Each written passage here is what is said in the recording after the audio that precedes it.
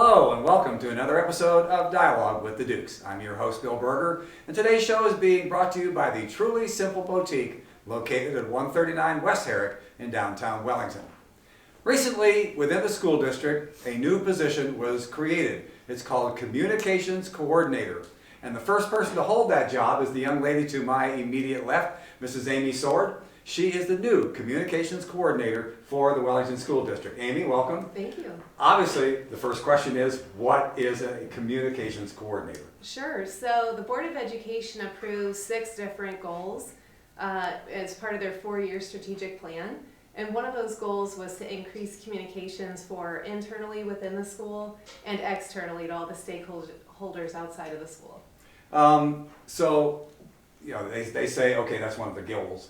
But do we really need a communications coordinator? Are you within the district? Are you actually actively communicating? Do you see a difference within the community and also within the school district for what your job actually is and all of the other goals that are involved in this particular program? Sure. So I started in early January, and I'm actually a graduate of Wellington. Grew up here and have lived here again since 2012. Lived in Columbus for 10 years. But yes, I think being able to update the website, share news about athletics, academics, and clubs that are going on throughout the school from K to 12, and be able to share that on social media, on our website, in press releases. I think there's a huge need for that, and it's been a lot of fun so far. Probably everybody knows how to get on the website or how to use the inner Google, but if you could tell us how to get onto the homepage of Wellington Exempted Village Schools. Sure. So if you do a Google search of Wellington Exempted Village Schools, it'll pop right up. And we have a calendar of everything that's happening with the schools, with athletics, different events, all the different clubs like band, choir, K-Kids, all those great clubs. And also each individual building has a different Facebook page. So there's a Facebook page for the high school, for Westwood, and for McCormick. And then there's also a district-wide Facebook page. So it's really a great way for parents and anyone involved with the school to get information on what's coming up, what's happening, and then also the fun part, we get to celebrate all the great things happening at Wellington. Mm-hmm. Well, I'm old and I'm not on Facebook. So do I have to be on Facebook in order to get the information about what's going on within all of those particular areas? Sure. So within our website, we have a Facebook feed, so you don't have to have a Facebook account. You can just go to the home page, and if you go to each home page of each building, like McCormick, Westwood, or the high school, you can see the Facebook feed, so you can see kind of the highlight reel of what's been happening at Wellington. Mm-hmm. So you don't need to be on Facebook, but you can go on our website and pretty much see what you need to see. Mm-hmm. Well, you mentioned the fact that you grew up here in Wellington, but you obviously must have left in 2012 and lived in Columbus for 10 years. So how did you happen to come back to Wellington? How did you happen to get the job? Sure. So I grew up here, and my career took me to Columbus, and spent about 10 years down there working for the Columbus Dispatch, and then for a really great restaurant called City Barbecue. I have a business degree, and that was in a marketing capacity. I always worked for private businesses in marketing, a few horse feed companies in marketing. And then my husband and I had our first son, and we realized we wanted to live in a small town, and we love Wellington, and what better place to raise a family than Wellington? Mm-hmm. Well, you provide the perfect transition. So what is your educational background? Sure. So Where'd you go to college? I went to the University of Toledo and have a bachelor's degree in business and marketing. And then after about 18 years of experience in marketing, I went back and finished my master's at the Ohio State University, and that was in agricultural education and communication. So finished my master's in May of 2021. Mm-hmm. Well, if you could go into what you were actually doing in Columbus, if you could expand on that. Sure. So my first job out of college was at the Columbus Dispatch, and I sold newspaper ads for the weekly paper. So that was a lot of fun. And then after that, I worked for City Barbecue, one of the best barbecue restaurants around. They are in Ohio, Indiana, Kentucky, kind of surrounding Midwest region. So I did all the marketing for City Barbecue. So I do the signage inside the restaurants, the menus, the graphic design, email messages, mailings whenever we had a new restaurant open. Also did fundraising and worked with a lot of schools for fundraising through that. So it was a great position, a lot of fun. Okay, A well, I'm gonna delicious give you a test now. Yeah. And that test is the fact that I spent quite a bit of my Air Force career in the state of Texas. The state of Texas has got a different style barbecue Yes. than in the South. So in Columbus at the city barbecue, is it mustard based or ketchup based barbecue sauce? Well, actually, City Barbecue is kind of a melting pot of different cultures. So we went to Austin, Texas, in Hill Country, There you go. and discovered the two biggest things that come out of Texas barbecue are brisket and sausage. So the brisket and sausage are similar to Texas style barbecue, and then the pulled pork is similar to North Carolina barbecue, which is like a vinegar based and a coleslaw mixed with a North Carolina pulled pork. And then St. Louis, of course, known for ribs. So to answer your question, it's really neither not mustard or ketchup based. It's kind of its own special Columbus type of barbecue. Yeah, kind of a melting pot. Interesting. Yeah. Well, when we come back after this message, we're going to delve more into her job as a communications coordinator within the school district, not only at Wellington High School, but as I said, throughout the entire school district and the village of Wellington. This is Dialogue with the Dukes. Women's power has been expressed vocally for years, but now it's expressed in the form of fashion. If you wish for some new outfits or empowering accessories, Truly Simple Boutique is the place for you. Any of our funny slogans is sure to put a smile on your face. Visit Truly Simple Boutique at 134 West Herrick Avenue, Wellington, Ohio, or visit our website at trulysimpleboutique.com. We are back. If you ladies would like to have or experience the Truly Simple Boutique, obviously looking at women's clothing, do visit the Truly Simple Boutique located at 139 West Herrick in downtown Wellington.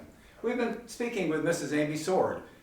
We found out that she is the first person involved with a brand new position here within the school district called a communication coordinator, and we talked about what she did prior to coming here to Wellington and what kind of prepared her for the job as communications coordinator within the district. So now we want to delve more into obviously the job that she actually does, not only on a daily basis but monthly, because we already talked about the fact that she has to do with the homepage at Wellington Exemplar Schools. So first question, when we talked earlier, you gave me a quote. It said, one of your jobs is to tell the story of the district to the public.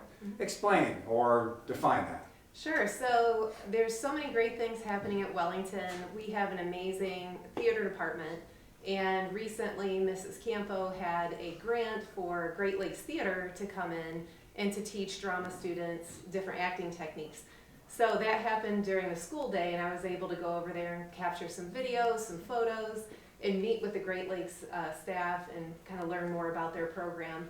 So my job would be to capture those videos, photos, do a little interview, and then I'd come back and kind of work my magic and create some graphics and write a little story about what that project was all about. CJ Pullen, who's a senior, was recently signed to Bluffton University to play baseball, and that was a really fun day. I was able to grab some photos of him and interview his family, and they were very proud, as they should be, and wrote an article about his future and what his plans are, and also his plans this spring with the baseball season here as his senior year as a Duke. So, senior basketball night for boys teams and girls teams, different academic things that are going on. At McCormick, they have some really great STEM programming where they're building different snowmen out of different materials, and there's various different programs like that. So it's been a lot of fun because I can be at Westwood doing things with kindergarten to third grade, or coming over to the high school or McCormick. So there's just so much going on. It's really more of, how do I boil it down and figure out what to focus on, but it's been really exciting. Well, you came up with a term that I'm not familiar with. It's called STEM. What is STEM, and how is that involved within the students within the district? Sure. So STEM stands for science, technology, engineering, and math. Sometimes it's called STEAM, and we add the arts into it. So at McCormick right now, they have different STEM programming for grades 4 to 8, and they are doing hands-on learning projects. So it's project-based learning, and it's more student-led instead of teacher-led.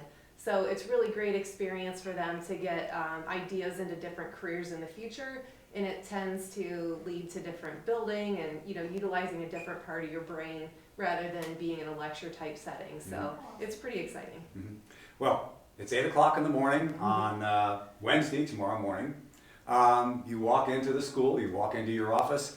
What do you do actually on a daily basis? Is it planned out? Are there things on your calendar that you do every day? What is actually done on a daily basis? Sure, so I write articles and press releases, and then also I have different meetings with teachers to help them with different projects.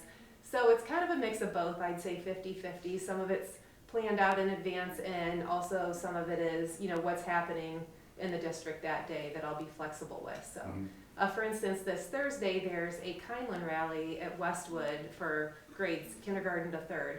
So I'll attend that and hopefully get some great pictures and write a little story about that. Yeah, well, we learned about Kindland last year. In fact, the last episode of Dialogue with the Dukes was about Kindland and the idea behind Kindland and the story behind Kindland. Great. Now, you coordinate within the school, but you coordinate outside the school too. How do you coordinate? How do you work with the other people within the village and so on to spread more of the word for the district? Sure, so I have a lot of connections with different businesses in town, so I help kind of bridge that gap. If there's a business that could bring some value to students, I try to help with that. And also I worked with Main Street Wellington. They just had a Shop Local Saturday event. So help bring the Kindland people together through the school there. And we try to bring the students into downtown Wellington events. So there's a lot that can be coordinated there. Well, you talked about the fact that you actually work internally within the district too, and you help the teachers. Give me an example of how you would coordinate with the teachers and how it's involved with the communication with the students. Sure, so I think it's looking at events and making sure that parents know ahead of time what's happening within the district, whether it's an awards banquet for middle school kids or different events, and then also just making sure that everyone's aware of all the great things that are happening in our district internally, so that if they can help or they see some synergies, we can get them together and maximize their benefit. Well, hopefully people who are watching this will recognize this young lady to my immediate right, because she's not only just involved with communication within the district, but she also is involved outside of the district. She coaches a youth soccer team, she's involved with 4-H, and she's also a Cub Scout leader. Tell us about all those projects that you do, and how do you possibly have time for it all? So I'm a 4-H advisor, which is really exciting to me. Our boys show dairy cows, goats, and rabbits, so that's a lot of fun. Our club is called Rochester Winning Workers. And then also I'm a Cub Scout leader. We have a lot going on where we get to go out and do different camps and different hands-on events and learn how to properly build a fire and how to set up a tent correctly. And then also coach soccer, which is a lot of fun. Yeah. One of the things that you mentioned as far as camping and so on, one of the things that's involved with the students, and I hope you're going to be involved too, coming up, I believe it's this Friday, is the Endurance. Thank you, Endurance Challenge that Mr. Conklin puts on. How are you involved with that, if you are? I am, yeah. So Mr. Conklin invited me to come out and kind of document it, so I'm really excited about it. Should be a lot of fun. Well, and last year we actually had the students from the digital media class who actually documented it. We used the drone and also interviewing and so on. So perfect. So you should learn a lot, I hope. Looking forward to it. Well, one of the things that I do want to talk about before we end is the fact that you are an endowment board member and having to do with the first time, or at least with the first school that's involved with the 529 challenge and so on. Explain all of that and why it's so good for this particular school district. Sure, so the endowment is a board of community volunteers and also teachers. And what endowment is responsible for is really 3 main areas. So the first is scholarships. We award scholarships to seniors in the spring. The second is a 529 college match, which is similar to a 401k for students that are planning on spending any kind of money on post-secondary education. So it doesn't need to be a 2 or 4 year college. It could also be a technical degree. Glad you brought that up. Or anything that they would pay for, whether it's a mechanical Sure. degree or like diesel mechanic or cosmetologist, any of those different fields, a 529 could apply for. So scholarships, 529s, and then the biggest thing we do is teacher grants. So the Lorain County Community Foundation houses the money and they invest it. So if you gave like a $10,000 gift, that $10,000 will always stay at the Lorain County Community Foundation, and then they invest it in the stock market. Whatever earnings that money receives goes on and is available for scholarships, 529 matches, and teacher grants. So probably everyone sitting in this room and everyone in the school has been touched by a teacher grant, whether it's a field trip, maybe some equipment, some iPads, probably for digital media there's been some grants. So there's a lot of great things an endowment does. So if any teachers or students have any ideas on things that a project they want to do and they need funding, the endowment is we're there and ready to help out. Well, I'm really glad that you brought up the technical aspect of the 529 too, because JVS is something that's really big within Lorain County, and it's something that, again, being old, I was never involved with anything like that. There was never any technical JVS type situation where I went to high school. Talk to us, if you could, about how you are involved with JVS. Well, so JVS is part of the high school, but really the 529 is more once you would graduate from JVS, you know, if you wanted to pursue something that you learned and were passionate about at JVS, and maybe you wanted to pursue that career further, if you have a 529 account, you can use those funds for that. And the great thing about a 529 account is sometimes parents will say, well, what if my son or daughter has a full scholarship, that would be an amazing situation. Sure. Or what if they decide they're not going to use that full amount? Right. You can transfer that to siblings, you can even transfer it to cousins, and you can even use it yourself as an adult. So there's a lot of flexibility there. Oh, that sounds good. Yeah. Well, before we go, you already delved into it a little bit with the students, but what are the opportunities for students within this communication coordination?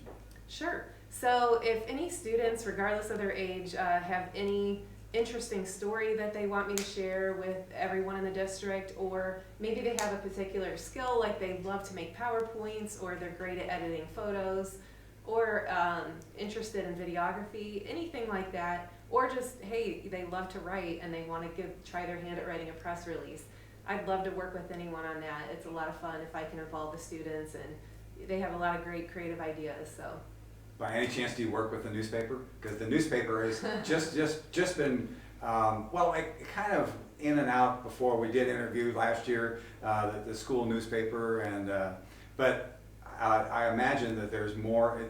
The newspaper, I've seen 3 or 4 have come out already, Yeah. and it's really developing steam. Are you involved with that? I'm not yet, but I would love to be. I know it's a really great publication, so I'd love to help in the future. But yeah, I can't take any credit. That's all student-led. Exactly. Well, once again, we'd like to thank Mrs. Amy Sword for coming in and explaining to us what a communication coordinator is and how it works within not only the high school, but within the entire district and within the village of Wellington. So we do thank you very much for coming in, Mrs. Sword, and explaining all that to us. We'll be back again very soon with another episode of Dialogue with the Dukes.